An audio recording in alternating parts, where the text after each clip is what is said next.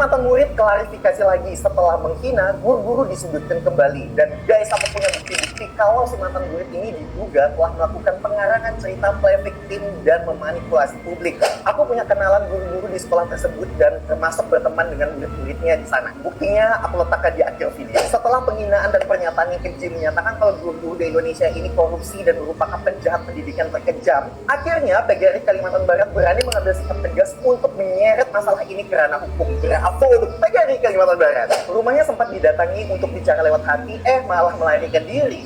Lalu melakukan klarifikasi permintaan maaf dengan bukti yang diduga fiktif. Berulah lagi, bukannya tobat, malah maksiat.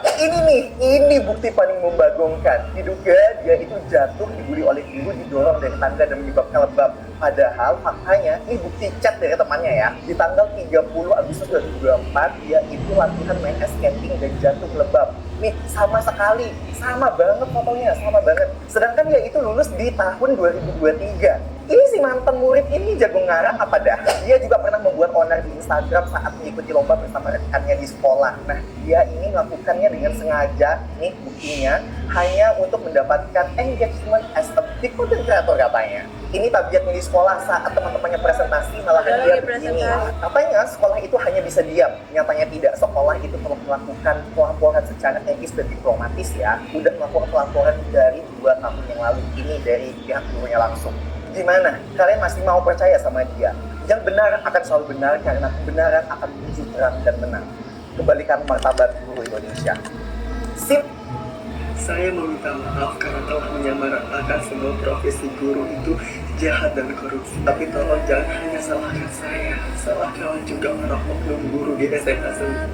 Pontianak yang telah membuli saya hingga memiliki dendam terhadap profesi guru. Jika kalian masih tidak percaya kalau saya adalah korban bullying, coba kalian lihat sampai sekarang apakah SMA sendiri Pontianak telah melakukan klarifikasi terhadap guru-guru yang suka membuli. Sedangkan saya korban bullying dia saja tidak satu pun menutup komentar. Maka saya tidak takut untuk melakukan klarifikasi. Jadi saya mau yang klarifikasi adalah guru-guru yang telah membuli saya. Itu gegara apa coba? Gegara kalau korban mau membalas dendam kena hukum, sedangkan pelaku tidak kena hukum malah dibela, ya kan? Fakta nggak tuh? Jadi saya mohon tolong jangan salahkan saya sepenuhnya, salahkan juga dong kita para oknum guru-guru di SMA Sengit dan SMA Mujak yang telah menanamkan dendam di diri saya terhadap profesi guru. Dikarenakan saya dibully habis-habisan oleh para oknum di sekolah tersebut, ya kan?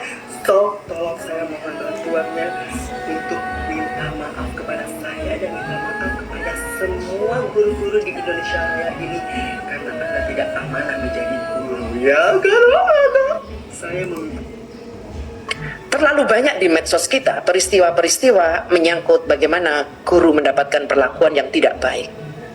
Tetapi kita tidak bisa mengetahui tindak lanjutnya penyelesaian terhadap kasus-kasus itu. Bahkan akhir-akhir ini muncul dia punya follower lebih dari 2,5 juta. Ini yang saya melihat bahwa PGRI, Dewan Pendidikan juga harus menyuarakan dengan kencang. Bagaimana di medsos, di TikTok kita ini bisa beredar dengan dukungan yang luar biasa banyak seseorang yang menyampaikan pernyataan-pernyataan penghinaan terhadap guru. Masih lo percaya sama guru, ha? Masih lo hormat sama guru? Hah? Semua guru itu jahat, Besti, ya. Dan mereka itu ya secara tidak langsung udah nyiksa orang tua lo, tau nggak, dengan meminta dana-dana untuk keperluan sekolah. Alasannya kayak untuk uang gedung lah, untuk uang tumbangan lah, untuk uang buku LKS lah. Asal lo tau ya, itu tuh udah tanggungan pemerintah, anjir. Dan sekolah negeri itu seharusnya gratis, anjir, tanpa dipungut biaya sepeser pun. Asal lo tau, kecuali lo sekolah di swasta, baru udah tuh dipungut biaya. Dengan memakai seragam SMA, Bapak Ibu bisa cek namanya siapa. IKY. Mungkin mereka akan mendengar dan mungkin bangga disebut nama di sini. Tetapi saya mengatakan ini sudah di luar batas kewajaran. Maka PGRI, Dewan Pendidikan, mestinya mari kita Komisi 10 juga, kita bersuara bersama. Ini tidak mungkin kita biarkan. Meskipun itu juga sebagai bentuk keprihatinan kita, kita mendidiknya ini berarti belum mampu membangun karakter pada anak-anak yang mestinya itu kita berikan sebagai bagian pertanggungjawaban kita terhadap peraturan perundangan termasuk Undang-Undang Sisdiknas. kita punya kegagalan ini Pak. Karena tidak satu dua loh kejadian terhadap pelecehan terhadap guru.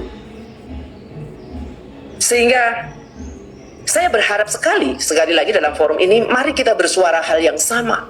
Untuk mengatakan, bahkan meminta kepada Kementerian Komunikasi dan Digital, seluruh konten-konten yang kemudian melakukan penghinaan terhadap guru, menyebarkan hal-hal yang amoral, harus diblokir. Wong ini orang Indonesia kok yang melakukan. Saya harus mengatakan demikian karena ini sudah kebangetan. Dan saya belum mendengar suara kita cukup keras, walaupun sudah ada 1-2 yang mulai melakukan itu. Bahkan anak tersebut, Bapak Ibu, lihat di dalam komentarnya. Dia ini termasuk menjadi, saya khawatir akan menjadi penyebar LGBT. Apa kita akan diam? Coba Bapak Ibu perhatikan di dalam kontennya lalu dibaca. Di samping gerakannya kadang kita masih maklum. Ini anak orang pengen sekolah di negeri, pengen belajar yang benar, malah dipalas dimintain duit. Situ guru Pak merasa narsis ya. Oh, dia bisa mengelak. Tetapi ketika dia sudah komen di dalam komentarnya mengatakan sesuatu hal yang itu sudah merujuk kepada kegiatan LGBT, itu termasuk penyebaran yang harus kita hentikan.